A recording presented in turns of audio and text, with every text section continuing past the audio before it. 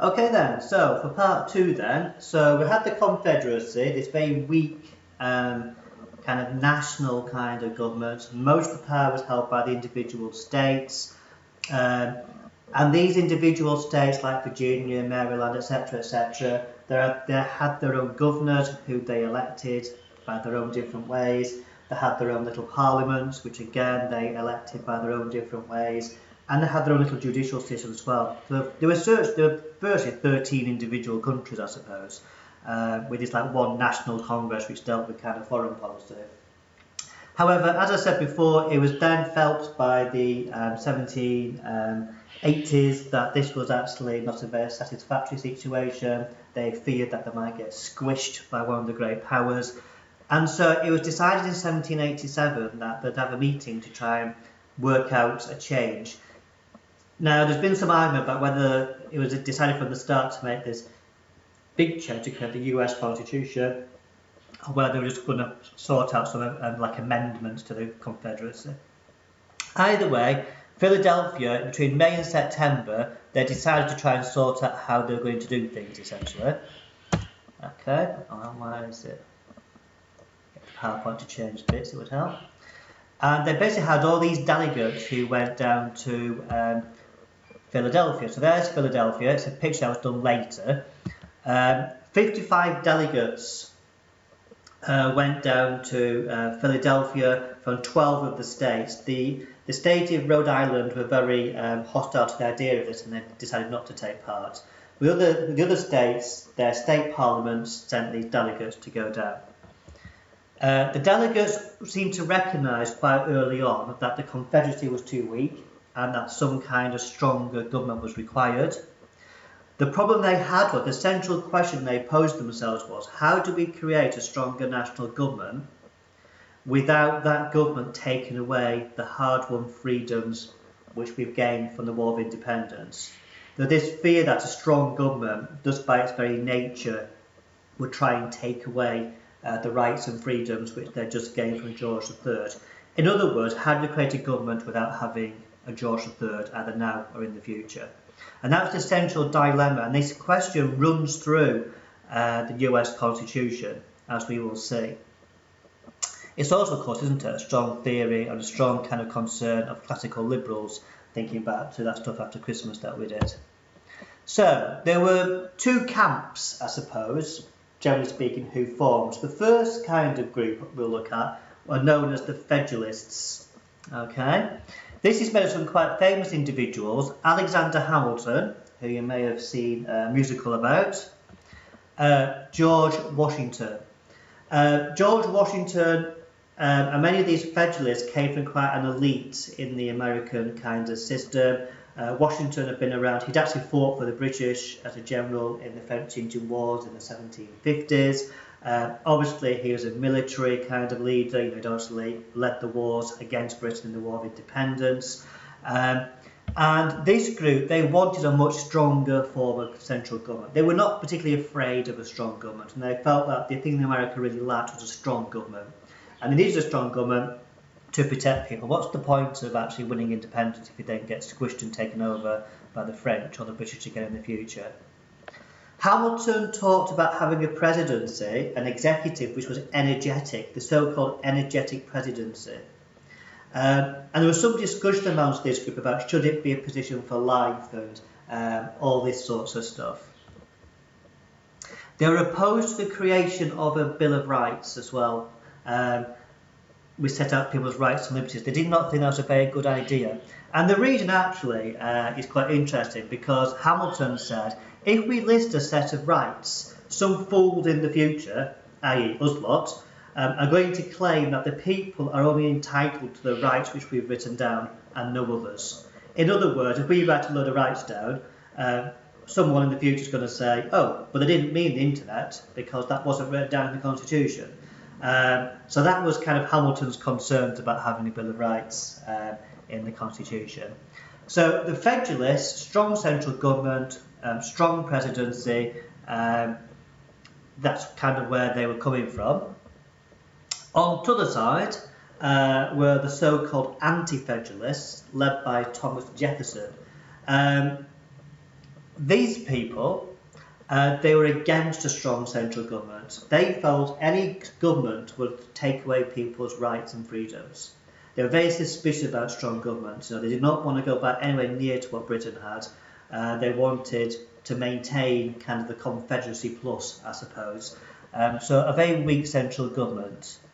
They feared that some kind of energetic president or executive would just create an American George III at some point in the future.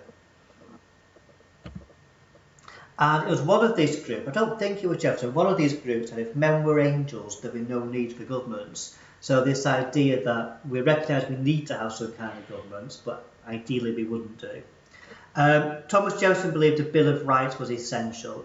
If we're going to have some kind of constitution with some form of stronger central government, we must make sure that people's rights and freedoms are protected in some kind of Bill of Rights. Again, he was talking about white people, not about black slaves. He had slaves himself, and if you go to Virginia and go to his house, it's just outside Charlottesville, you can see where he kept his slaves. Apparently he was a nice slave owner, allegedly. Okay, so for this group, weak, limited national government was the main aim. So you've got one group wants strong central government in order for security, I suppose, and you've got the other side who wanted a weak, limited government because they feared that people's rights would be taken away. And you see the argument between these two groups kind of runs all the way through the American Constitution. So the compromise was actually brokered, I suppose. It's often called Madison's Compromise after James Madison. There he is.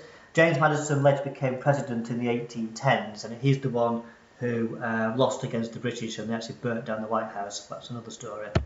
And okay, Madison, he wanted a strong national government, but he also was very keen to make sure that that government did not become tyrannical. So he wanted a strong national government. He also wanted strong safeguards to protect that strong government from going too far. Again, a very typical kind of liberal point of view.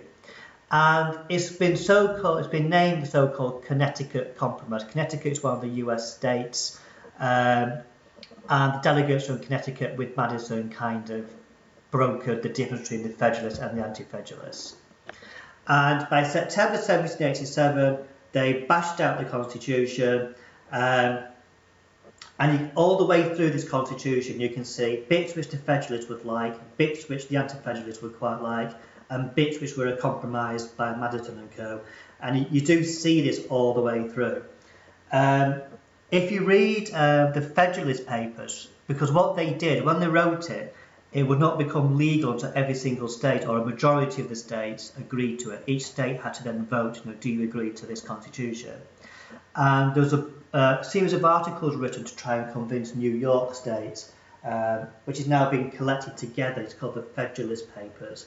And it's basically people like some of the leading founding fathers, I can't remember who they exactly are off the top of my head, who kind of explain and kind of say, well, we put this bit in because we believe in this and we think this would allow this to happen. And it's a really fascinating read, this book, on the Federalist Papers, which kind of really goes into why they put the bits and pieces in. And again, I'll probably refer to the Federalist Papers throughout the year because I do get very excited by this sort of stuff. Okay, as I said, the tension between the Federalists and Anti-Federalists can be seen throughout the document.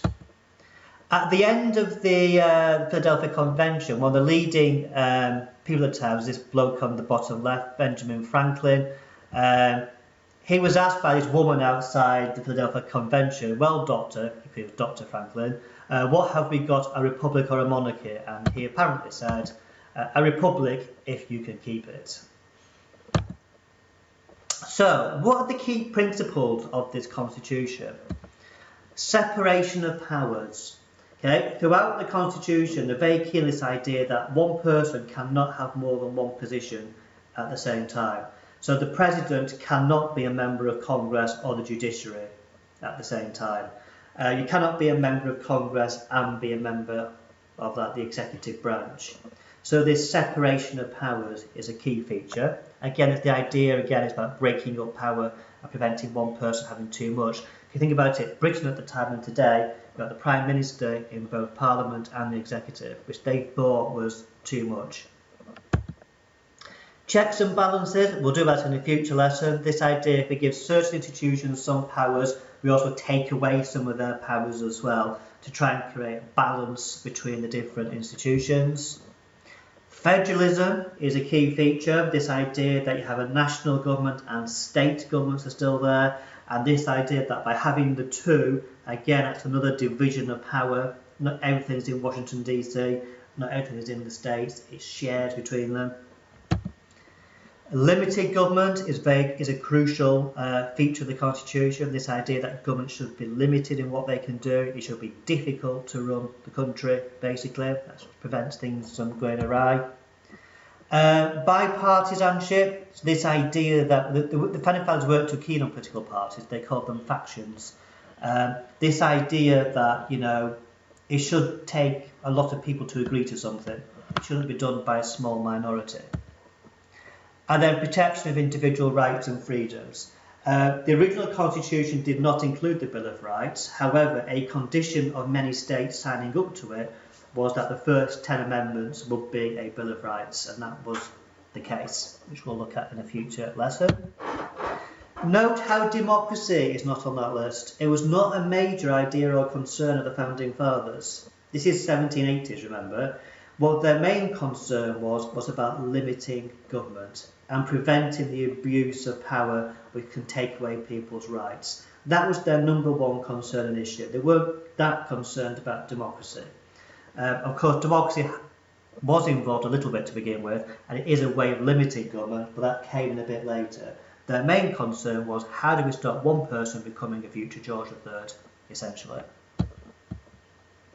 So, in terms of, because this is a comparative paper, it's worth thinking about how do the origins of the US Constitution differ to those of the UK. So have a think about that and perhaps write down some ideas about how the origins differ. And how might these different origins influence the nature of the two constitutions? How does it explain why the Americans have a codified constitution, whereas Britain has an uncodified constitution? How does it explain other features of the two constitutions? So have a think about those things. Okay, so that does for those. So I'd like to do that, and again, it's the first couple of pages in your booklet where this PowerPoint links into. I then want you to do this next bit called Key Features / Nature of the US Constitution. It's just some of the key features, like things like judiciable and authoritative, which is a hard word to say, implied, enumerated. Again, for this bit, I think it's in the edXL textbook, page 320 something. If you go on obviously go to Teams and have a look at the textbook on the Constitution, you'll find the bits around there on it. And then what I'd like to do is to actually read the Constitution. Don't need to read every single line, but on the next 2 pages, there's a thing called Constitutional Framework. What does the Constitution say? Article 1, 2, 3, 4, 5, 6, 7. Just basically, which institution's being discussed in each of those sections, and just pick out 1 or 2 of the key features which the Constitution says. You can cheat and have a quick look at the Williams storybook, which I'll put onto Teams on Thursday, because it does have a little summary in there. But it's better to have a quick look at the Constitution, just get a feel, oh, this bit, Article 1, this seems to be about X, okay? What are some of the main powers? It's just to help you navigate the Constitution, basically. So if you can get those done, and I'll do my next video later in the week on the amendment process.